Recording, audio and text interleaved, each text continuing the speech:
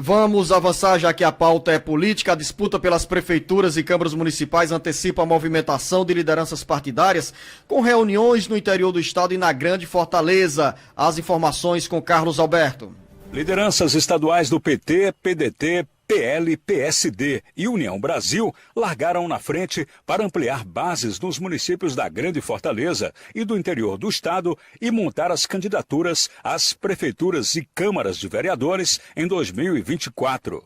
O PDT, que em 2020 elegeu 66 prefeitos, criou um grupo de trabalho para avaliar o quadro pré-eleitoral em cada município e traçar um diagnóstico sobre os nomes que pretendem concorrer à eleição ou à reeleição na disputa pelas prefeituras. O racha na aliança com o PT em 2022 criou uma crise interna no PDT que levou o partido a perder no ano passado prefeitos eleitos pela sigla nas eleições de 2020. A sangria de pedetistas só não está sendo maior porque, com a eleição do senador Cid Gomes para comandar a sigla, os articuladores políticos do Palácio da Abolição passaram a desestimular a entrada de atuais prefeitos ou pré-candidatos do PDT para os quadros do PT ou de outras legendas sintonizadas com o governo do Estado. A leitura nos bastidores políticos é de que o PDT não repetirá nas próximas eleições a proeza obtida nas urnas nas eleições municipais de 2020.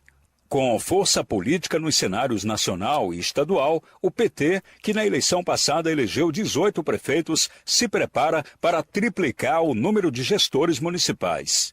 O PDT quer manter a Prefeitura de Fortaleza com o prefeito José Sarto, ou mesmo com o ex-prefeito Roberto Cláudio. O PT trabalha também com esse objetivo, sem qualquer perspectiva de, no primeiro turno, construir alianças com o PDT. A disputa pela Prefeitura da capital terá ainda outras duas candidaturas de peso. Uma, que já é antecipada, será do capitão Wagner, do União Brasil, e a outra a ser lançada pelo PL com o apoio do ex-presidente Jair Bolsonaro. Os movimentos dos partidos em direção às eleições municipais de 2024 já estão bem antecipados. Com redação do Ceará Agora, Carlos Alberto. Para os eleitores, eu costumo dizer isso, o jornalista Beto Almeida, a eleição de 2024 ainda está bem distante, mas no presente é uma pauta permanente diária das lideranças partidárias. Afinal, os preparativos devem começar bem mais cedo, porque tem também aquela história, quem madruga, Deus ajuda. Exatamente, Luciano, é aquilo que a gente fala, né? Não dá para dormir de touca, principalmente porque numa eleição municipal o processo é muito disputado, são políticos locais, são interesses locais e os arranjos, ou seja, as alianças, costumam às vezes ser muito mais demorados do que, por exemplo, num processo que envolve uma eleição nacional, presidencial, aí a história é outra. No caso específico da capital, nós temos aí uma miríade de interesses partidários, ideológicos. Em Fortaleza mesmo nós temos a expectativa em relação a essa questão do PDT, que enfrenta internamente um processo de divisão. A gente viu as declarações recentes do atual presidente da Assembleia Legislativa, Evandro Leitão, se colocando claramente como um nome para disputar a prefeitura, só que já admitindo que não tem espaço dentro do PDT, que deverá sair do PDT, claro, porque o PDT tem hoje o seu candidato natural, que é o prefeito José Sarto, que é candidatíssimo à reeleição, ninguém tem dúvida disso. Então, isso só já implica de como esse processo eleitoral, como esse embate que vai se dar em 2024, ele já está acontecendo e, como diz você, muita da população não está nem aí interessada ainda para essa questão, mas os políticos sim, inclusive por isso que os partidos, Zeno, estão agora nessa onda de fazer seus encontros regionais. A gente viu o PDT fazendo isso, o PSDB começou a fazer, o PT já está realizando, depois vem Capitão Wagner, enfim, todos já estão de olho no cenário eleitoral de 2024. Tem uma frase do Carlos Alberto nesse texto que ele nos trouxe aqui sobre esse cenário pré-eleitoral no Ceará que me chama a atenção, quando ele diz o seguinte: o PDT não deverá repetir a proeza de eleger mais de 60 prefeitos, a exemplo do que aconteceu em 2020. Naquele momento o PDT ainda estava com a estrutura de poder, estava com uma força maior, remanescente da presença no governo do estado. Estado. E hoje nós temos uma rotatividade entre as siglas. Hoje o PT tem o governo do Estado e esse PT quer eleger pelo menos 1/3 das prefeituras nas eleições de 2024. Ou seja, jornalista Beto Almeida, a tendência é que nós tenhamos o PT hegemônico no cenário eleitoral pós-eleições de 2024 no Ceará, vindo aí como segunda força o PDT, depois o PSD e as demais siglas. E você não pode esquecer, inclusive, uma sigla que de repente pode ganhar uma certa musculatura, dependendo do que for colocado. É o PSB, que hoje está presidido por Eudoro Santana, que é pai do ministro Camilo Santana, que pode, inclusive, receber Evandro Leitão dentro das suas fileiras, Luciano.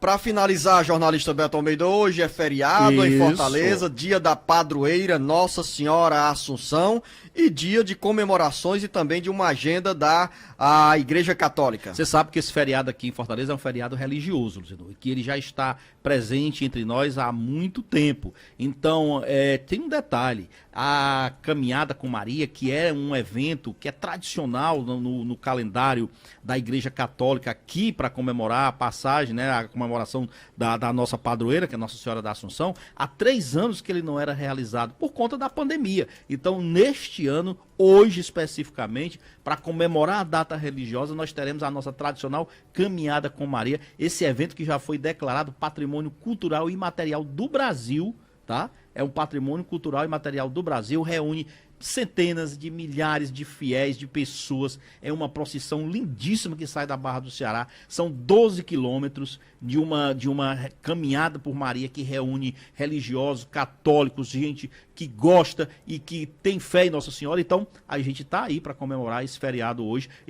Lembrando que essa programação vai ter início ao meio-dia lá no Santuário de Nossa Senhora da Assunção, com uma missa presidida pelo arcebispo de Fortaleza, Dom Antônio José Aparecida Tosi. Mas esse dia de fé e oração não é exclusivo de Fortaleza do ponto de vista da festa em homenagem à padroeira Nossa Senhora da Assunção. Não, Zenon. Em várias outras cidades do Brasil, inclusive aqui também no Ceará, por exemplo, Viçosa tem como padroeira Nossa Senhora da Assunção. Claro que a Fortaleza, ela tem muito mais uma tradição, então reúne muito mais fiéis, mas de fato, Nossa Senhora da Assunção, ela é padroeira em outros municípios. Final da nossa conversa aqui, ainda dá tempo, jornalista Beto Almeida, porque você nos chamou a atenção também sobre uma agenda que precisa ser cuidada e administrada pelos agricultores familiares.